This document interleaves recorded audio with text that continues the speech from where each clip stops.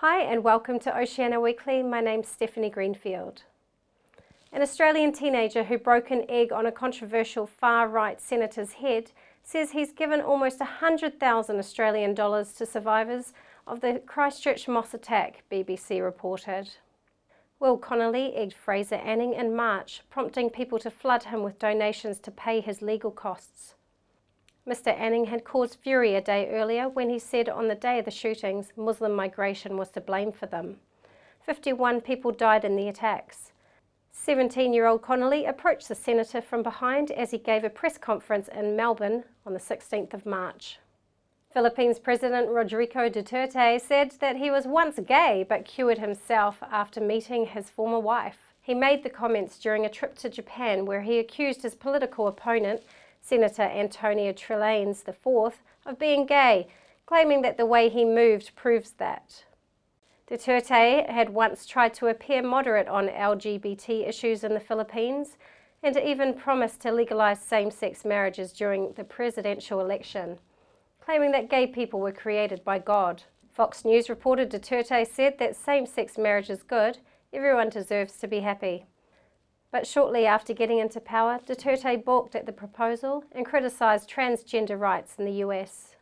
In February 1964, an English boy band called the Beatles made its US television debut. In May 2019, over 55 years later, another band of foreigners played the same theatre. The Korean newcomers sported the same style of slim-fit suits and floppy bowl cuts and even made their broadcast in black and white. It was BTS, a 7-man South Korean megagroup, which is quite possibly the biggest boy band in the world right now. The South Korean stars had managed to crack the American market, which was perhaps an even greater achievement. A tax on international tourists to fund conservation and infrastructure has passed in Parliament, but not without the support of opposition parties.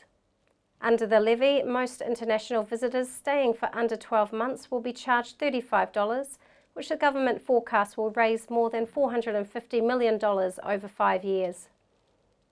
Australians are exempt from the levy, which National's Nick Smith said was unfair. The International Visitor Conservation and Tourism Levy will come into force on the 1st of July.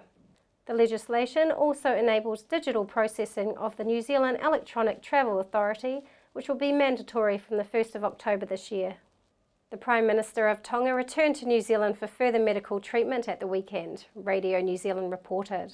Matangi Tonga said the Prime Minister told local media he had been advised by his doctor to avoid any intensive mental activity. The cause of Mr. Pohiva's ill health has not been revealed.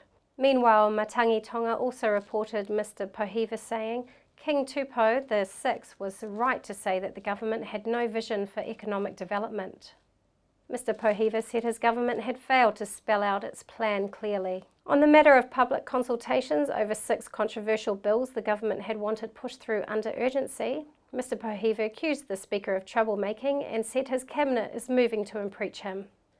Prolonged UN and US sanctions are making medicines produced in certain foreign countries scarce in North Korea, to the point that even privileged party officials are having difficulty buying needed drugs, Radio Free Asia reports.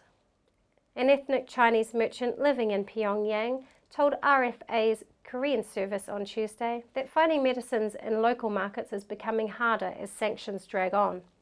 The sanctions, aimed at depriving the regime of resources that could be funneled into its nuclear program, prevent the importation of certain goods and technology. It is known that in North Korea, even if a patient is fortunate enough to be treated at a well-known hospital in Pyongyang or other cities, the patient must still buy medicines for personal use at local markets. American singer-songwriter Julia Michaels will perform a concert in Seoul, Korea.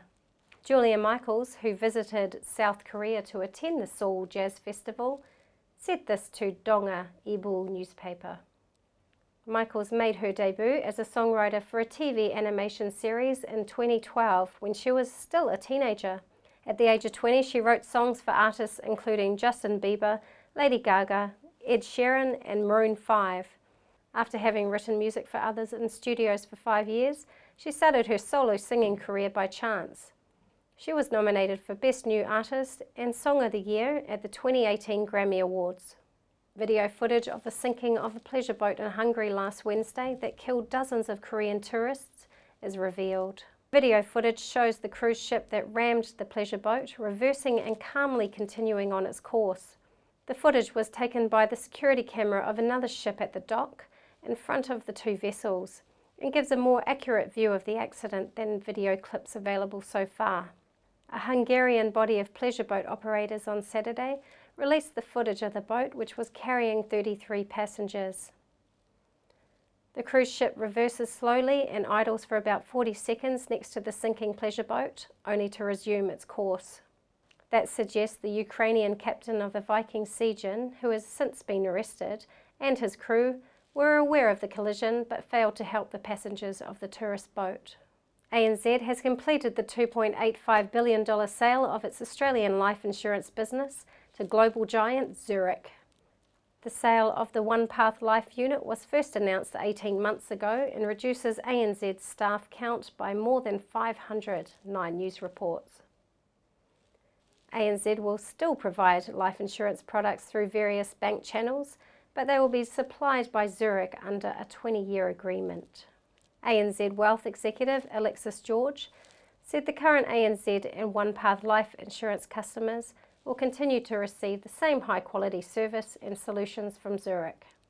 Shares in the ANZ were worth $27.88 before the market opened on Monday, 2.1% lower than before the deal was announced in December 2017.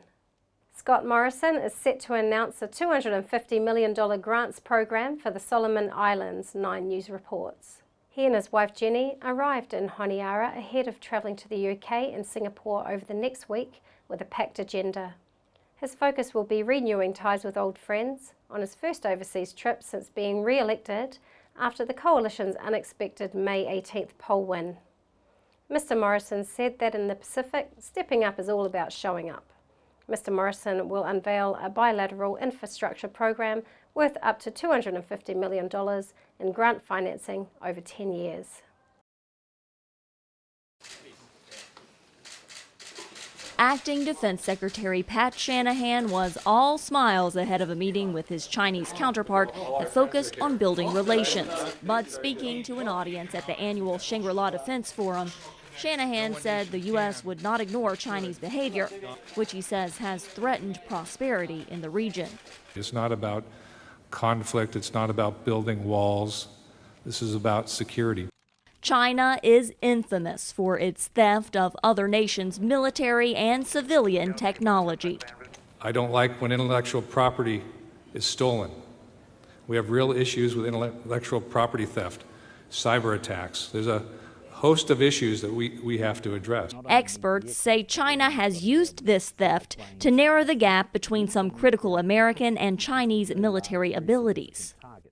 The kind of advantage that we had against China in the Western Pacific during the Cold War is gone for good. And China has continued to project more military power beyond its borders, most notably by constructing artificial islands in the South China Sea and placing heavy weapons on them to support territorial claims not recognized under international law.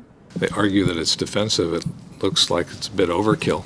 Recently, the U.S. has pushed for more international patrols in the South China Sea, including one last month with Japan, India, and the Philippines. I think we need to do more of that because I think we need to characterize this conflict for what it is. It's not a conflict between China and the U.S., it's a conflict between China and the world. U.S. allies here are anxious over rising tensions between China and the United States. And as one leader here pointed out, the United States and China need to work together or they might risk upending the global system. Reporting in Singapore, I'm Carla Babb, VOA News. Thank you for joining us here at Oceania Weekly. We'll see you next week.